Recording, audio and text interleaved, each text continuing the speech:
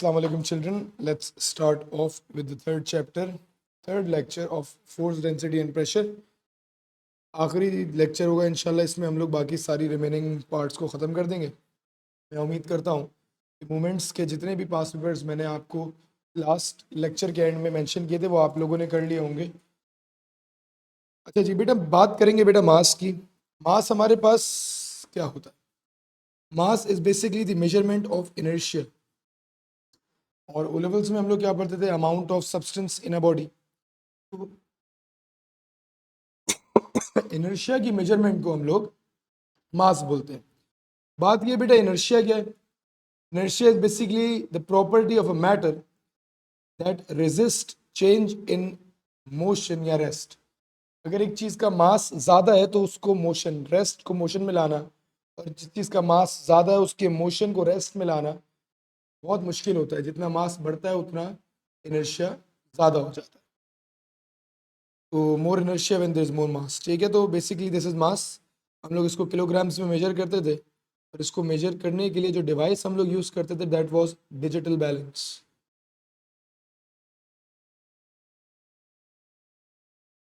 अच्छा जी, बात करेंगे बेटा वेट की।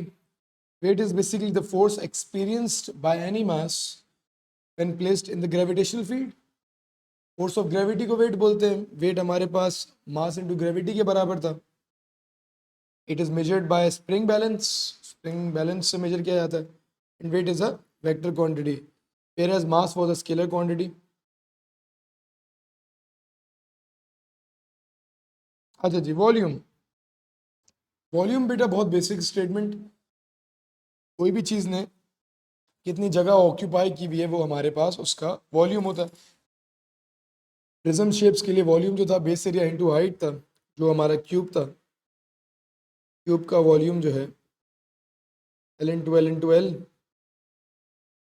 क्यूबॉइड का length into breadth into height. फिर हमारे पास सिलेंडर का, अगर सर्कुलर बेस सिलेंडर है तो पायर स्क्वायर एच था। ठीक है, फिर हमारे पास दो तीन और स्फेयर का देख लो, 4/3 पाई आर क्यूब। ये स्फेयर का वॉल्यूम हो गया। और विद दैट चंद हमें याद होनी चाहिए वैल्यूज, जो भी इंपॉर्टेंट वॉल्यूम के फॉर्मूले हैं। ठीक है बेटा, मूविंग फॉरवर्ड नेक्स्ट बात हम लोग करेंगे डेंसिटी की। Density basically is mass per unit volume. Density was given by the formula mass over volume. Density को मेजर हम लोग kg पर मीटर क्यूब में किया करते थे। एक जगह में मास कितना है ये डेंसिटी होती है। बहुत कॉमन सी बात करूं तो अगर कोई चीज़ ज़्यादा डेंस है तो वो ज़्यादा हैवी होगी। फॉर एग्जांपल, इतनी जगह में मैं मेटल आयरन कॉटन ले लूँ। Iron would occupy the same amount of space as cotton, but iron will be heavier because its की डेंसिटी ज़्यादा होती है। तो दैट्स डेंसिटी। बहुत सिंपल सी बात है। अच्छा, अगर हम लोगों ने डेंसिटी निकालनी है किसी मिक्सचर की, ठीक है, इसके लिए हमारे पास, अगर मेरे पास एक ऑब्जेक्ट था, इसने V1 वॉल्यूम ऑक्यूपाई किया था, इसका मास जो है m1 था। और एक और ऑब्जेक्ट था, इसने V2 वॉल्यूम ऑक्यूपाई किया था, इसका मास m2 था। डेंसिटी हमारे पास होती है मास पर यूनिट वॉल्यूम। तो for mixture total mass, combined mass m1 plus m2, और combined volume V1 plus V2, ये हमारे पास जो है कंबाइंड डेंसिटी का फॉर्मूला हो जाएगा मिक्सचर के लिए। ये एमसीक्यूज में बहुत बार यूज होता है, इसको याद रखिएगा। ठीक है, तो मूविंग फॉरवर्ड कुछ स्टेटमेंट्स रह गई थी, जैसे कि प्रेशर। प्रेशर हमारे पास force per unit area. Pressure was given by the formula force per unit area, force upon area. Pressure होता क्या है? It is basically the distribution of force on the surface it is applied. कुछ तीन basic examples कराता हूँ pressure की, बहुत basic O level से रिलेटेड, और उसके बाद फिर जो है मैं आगे बढ़ूँगा। अगर फॉर एग्जांपल मेरे पास स्टैंड है जिसका वेट 200 न्यूटन है और एरिया जो है सरफेस एरिया जो है वो 0.02 दिया हुआ था, प्रेशर निकालने के लिए we would do is 200 divided by 0.02। जो प्रेशर है वो हमारे पास 10,000 पास्कल्स आ जाएगा। Pascal is the SI unit of pressure.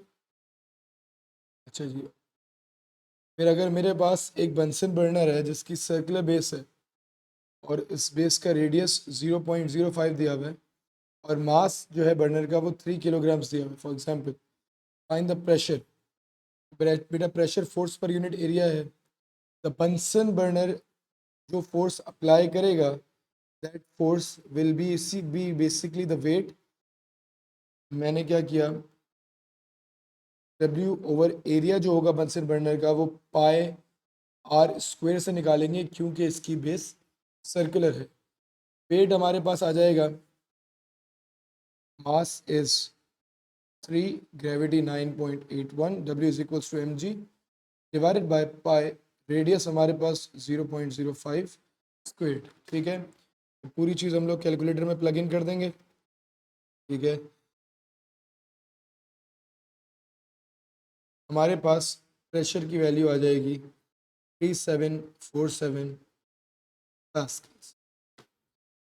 Similarly एक और अगर मैं एग्जांपल दूं कि अगर हमारे पास a stand of the bed has weight of 1700 Newton's.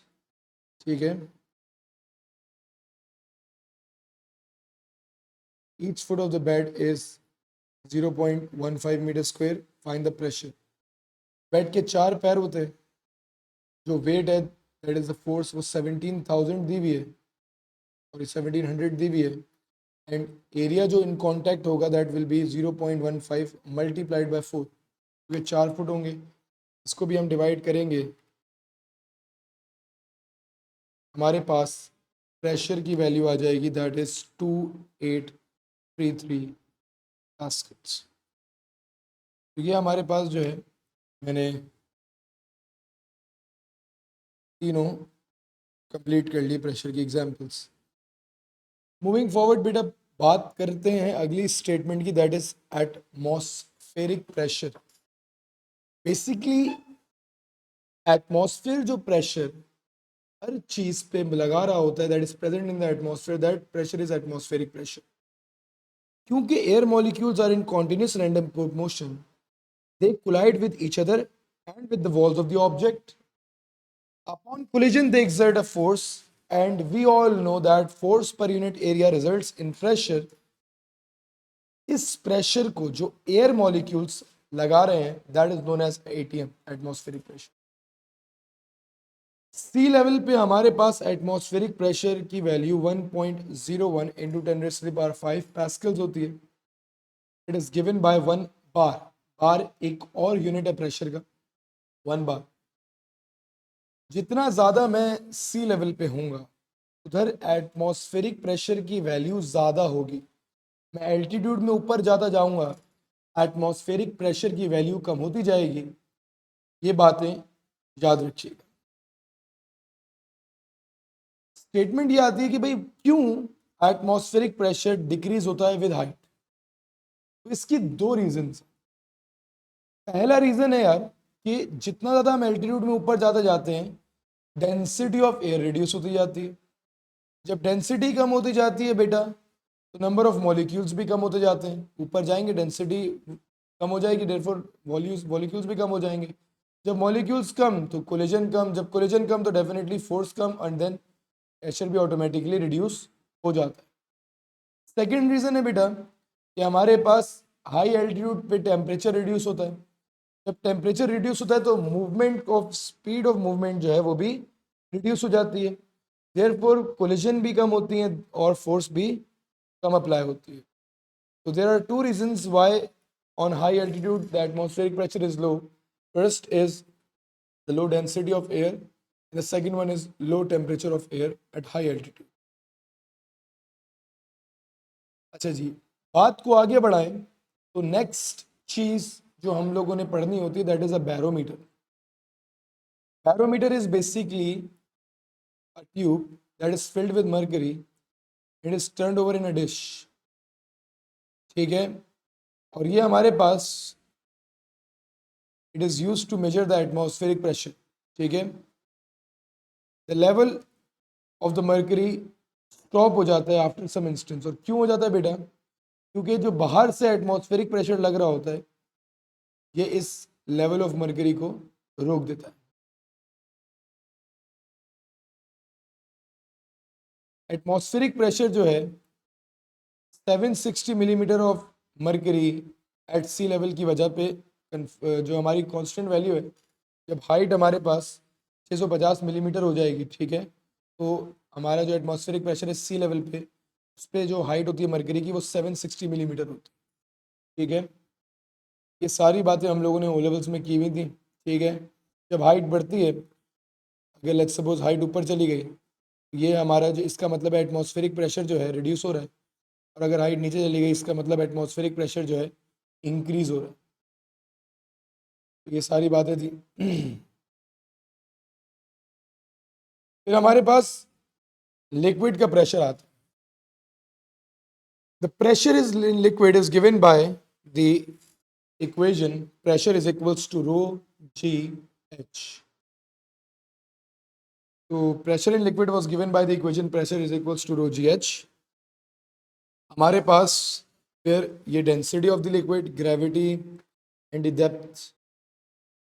जितना ज़्यादा मैं डेप्थ इंक्रीज करता जाता था, उतना प्रेशर ड्यू टू लिक्विड बढ़ता जाता था. अगर एक ओपन कंटेनर है, तो टोटल प्रेशर बॉटम पे will be given by rho G H, the pressure of liquid, plus the atmospheric pressure जो टॉप से आ रहा है. सिमिलरली अगर मैं कंटेनर को टॉप से बंद कर दूंगा, तो total pressure at the bottom will just be given by rho G H. ठीक है. और सिर्फ जो एटमॉस्फेरिक प्रेशर है वो ओपन कंटेनर पे कंसिडर करते हैं. विद दैट हम लोगों ने एक बात और की थी कि स्ट्रक्चर ऑफ कंटेनर मैटर नहीं करता. अगर मैं चारों कंटेनर्स में, जो कि डिफरेंट वॉल्यूम्स के हैं, इनमें same amount of same liquid डाल दूं, सेम टाइप ऑफ लिक्विड डाल दूं, तो इस पर्टिकुलर पॉइंट पे किसकी डेंसिटी ज़्यादा होगी, सॉरी किसका pressure A B C D में ज़्यादा होगा, तो याद रखिएगा इन सब का प्रेशर जो है सेम अप्लाई होगा, क्योंकि इन सब की डेप्थ सेम है, ग्रेविटी सेम है, और डेंसिटी ऑफ लिक्विड भी सेम है. तो प्रेशर ऑफ लिक्विड जो है वॉल्यूम पे डिपेंड नहीं कर रहा होता. ठीक है, कि कितना वॉल्यूम ऑफ लिक्विड है, जस्ट डेंसिटी पे लिक्विड की, ग्रेविटी जो कि कांस्टेंट रहती है, एंड डेप्थ जो कि मैंने इस केस में कांस्टेंट रखी हुई है, उस पर डिपेंड कर. ठीक है. तो फिर अक्सर व बेशतर बेटा आप लोगों से पेपर में क्वेश्चन पूछता है कि pressure at the bottom is given by rho G H, और ये हम लोगों ने डिराइव करना होता है. बेटा इसकी वर्किंग ज़रा गौर से देखिएगा. Pressure was originally force per unit area. बेटा फोर्स की जगह पे वेट लग रहा हूँ.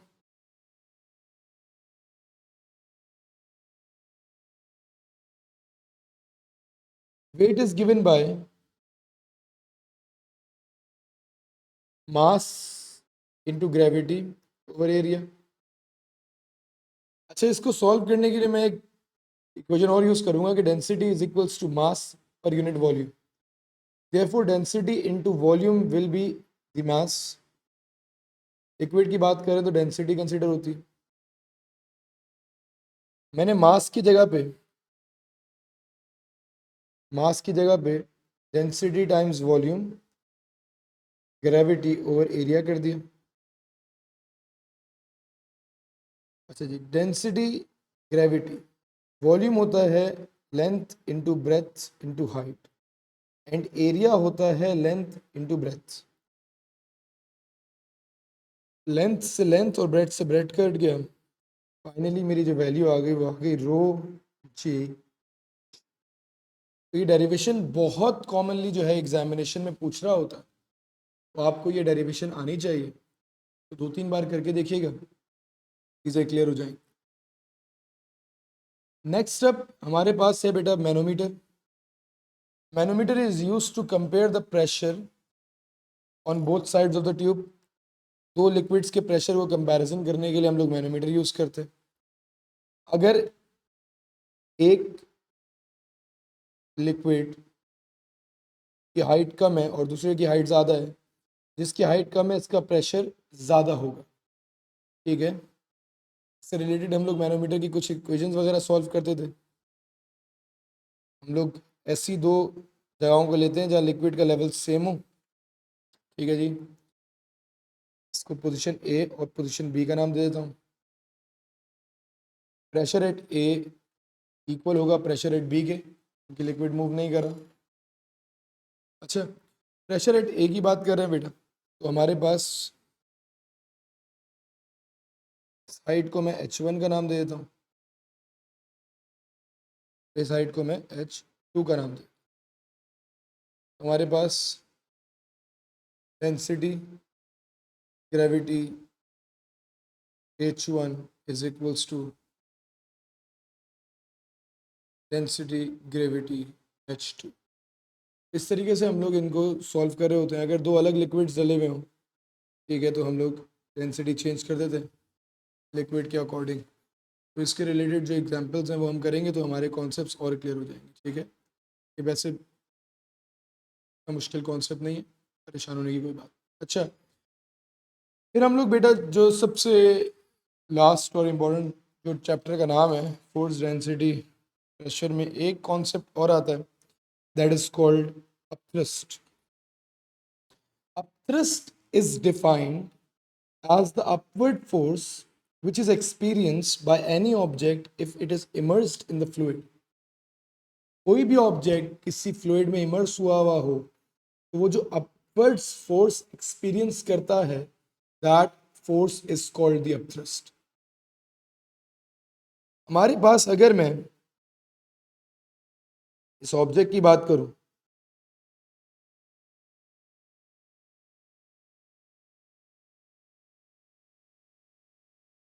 तो ये ऑब्जेक्ट जो है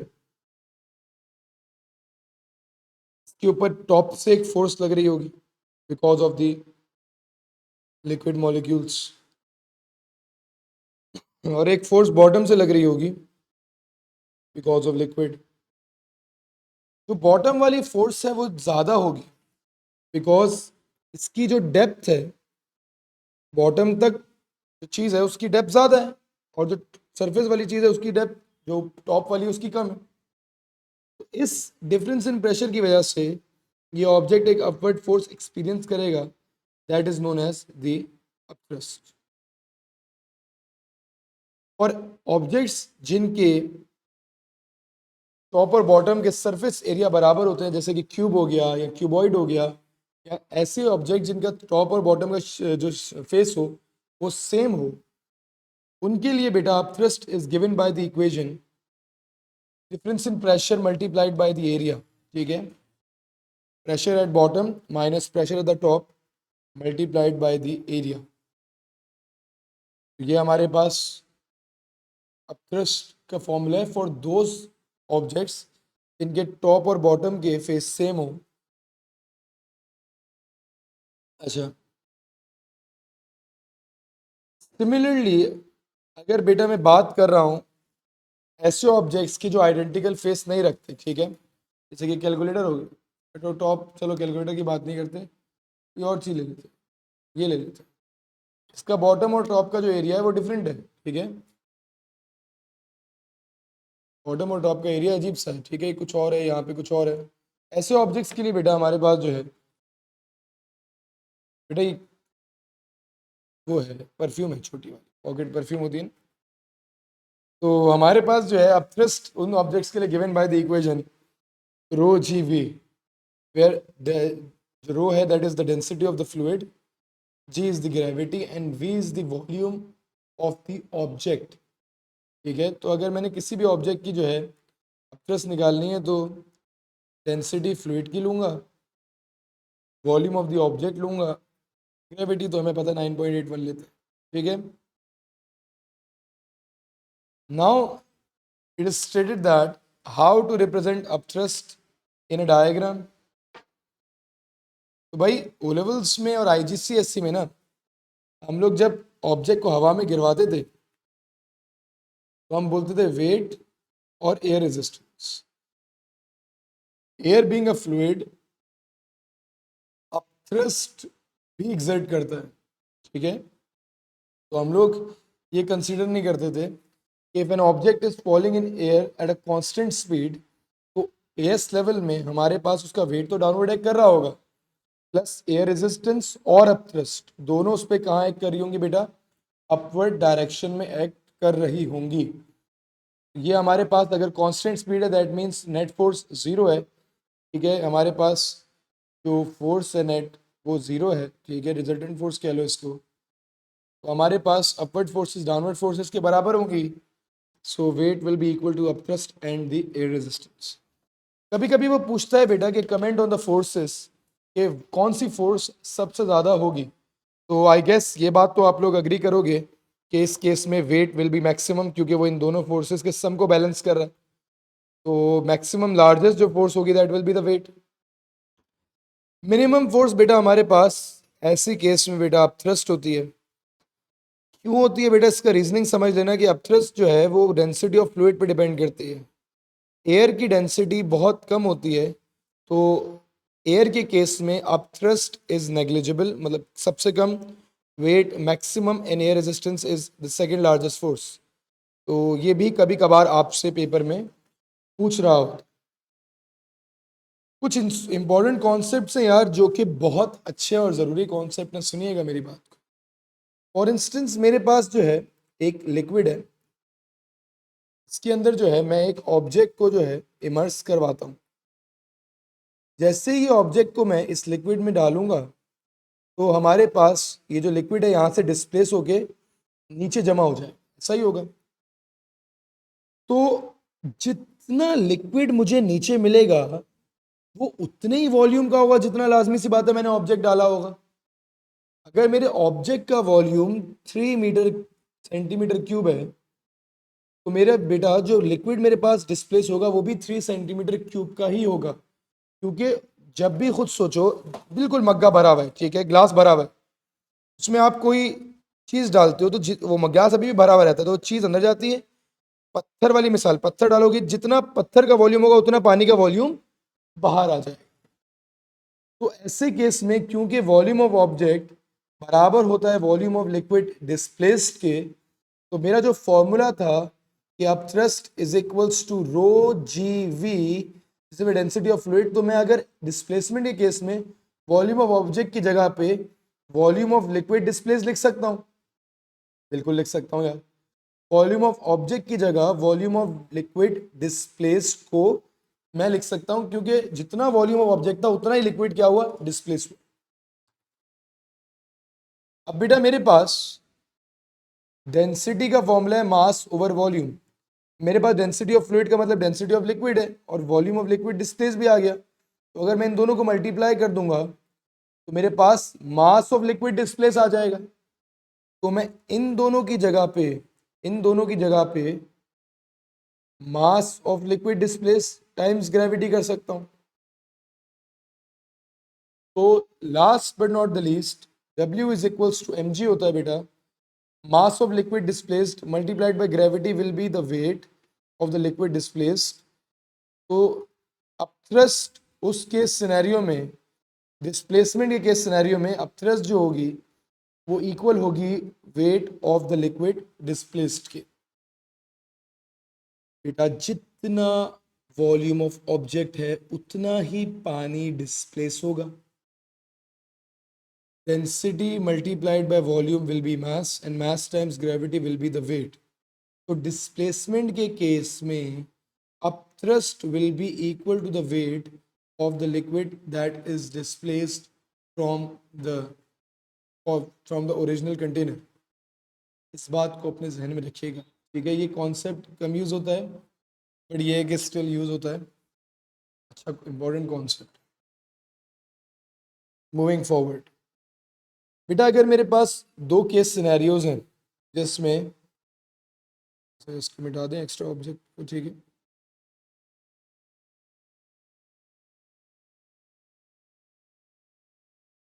मैं कहता हूँ यार हमारे पास फिक्स रॉड्स हैं।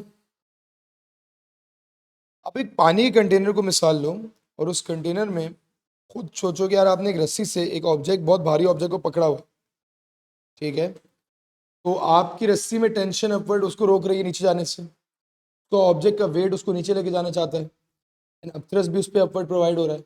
सिंस ऑब्जेक्ट रेस्ट में है तो हमारे पास वेट जो है इक्वल होगा टेंशन प्लस दी अपथ्रस्ट। ये तो बहुत सिंपल हो गया। खुद सोचो, प्लास्टिक का ऑब्जेक्ट है, तुमने उसको दबा दिया पानी के अंदर, ठीक है, दबा के रखा हुआ है पानी के अंदर, और तुम उसको ऊपर नहीं आने दे रहे, तुम उसको कंप्रेस करके रख लो। कैसे यार, एग्जाम्पल दूं। बचपन में ना यार हम लोग ना टब में या बाल्टी में वो डक होती थी या कोई वो जो लाइफ सेविंग वाली चीज होती है उसको दबा अंदर दबा के रख देते थे, वो खुद जैसे ही छोड़ते थे ऊपर आ जाता था। जब उसको दबा के रखा हुआ होता था तो आप उस पर कौन सी फोर्स अप्लाई कर रहे थे, कंप्रेशन अप्लाई कर रहे थे, वो अंदर जबरदस्ती दबा हुआ था। ऐसे केस में जो वेट होगा प्लस कंप्रेशन वो इक्वल होगी बेटा अपथ्रस्ट के, क्योंकि वेट भी उसको नीचे लेके जाना चाहता है, बट उस पे अपथ्रस्ट बहुत ज्यादा लग रही है। ठीक हो गया। अच्छा अच्छा। अगर मैं ये जो फिक्स्ड रॉड्स हैं इनको हटा दूं तो डेफिनेटली बेटा आप इस बात को मानो कि अगर बेटा मैंने टेंशन वाली फोर्स यहाँ से हटा दी तो अब मैं वो रस्सी जिससे वो मैंने उसको पकड़ के रखा हुआ था, जैसे ही हटाऊंगा वो धस करके ऑब्जेक्ट नीचे जाएगा। ऑब्जेक्ट नीचे जाएगा तो जब रिजल्टेंट फोर्स डाउनवर्ड होगी तो ऑब्जेक्ट एक्सेलरेट करेगा डाउनवर्ड्स, ठीक है। तो जब ऑब्जेक्ट एक्सेलरेट करेगा तो फॉर्मूला हमारे पास है F net is equals to M A. एक चीज जो बच्चे कंसिडर करना भूल जाते हैं, दैट इज बेसिकली जब वो मोशन में होगा तो उसके ऊपर एक और फोर्स लग रही होगी, that will be the drag force. और ड्रैग फोर्स सिर्फ तब एक्ट करती है जब एक ऑब्जेक्ट मोशन में होता है किसी भी फ्लूइड में, ठीक है। जो एयर रेजिस्टेंस बेसिकली एयर की रेजिस्टेंस थी, ड्रैग फोर्स क्या वो लिक्विड रेजिस्टेंस, लिक्विड की रेजिस्टेंस थी। वो ड्रैग फोर्स तब एक्ट करेगी जब ऑब्जेक्ट मोशन में होगा। मैंने इस टेंशन फोर्स को हटा दिया, अब ऑब्जेक्ट नीचे एक्सेलरेट कर रहा है, ड्यूरिंग द एक्सेलरेशन लिक्विड उस पर एक ड्रैग फोर्स अप्लाई कर रहा है। तो जो हमारा फोर्स का फॉर्मूला बन जाएगा that is weight that wants it to go downwards minus upthrust plus drag is equals to M A, ठीक है। और अगर मैं कंप्रेशन की टर्म में बात कर रहा हूँ, जब वो तुम लोग ना स्विमिंग पूल में वो जो लाइफ सेवर है उसको हटा दिया हाथ, तो ऊपर शूं करके आता है, अब वो ऊपर आता है तो उसका जो है उसके ऊपर अपथ्रस्ट ज़्यादा है। सेम फॉर्मूला है बेटा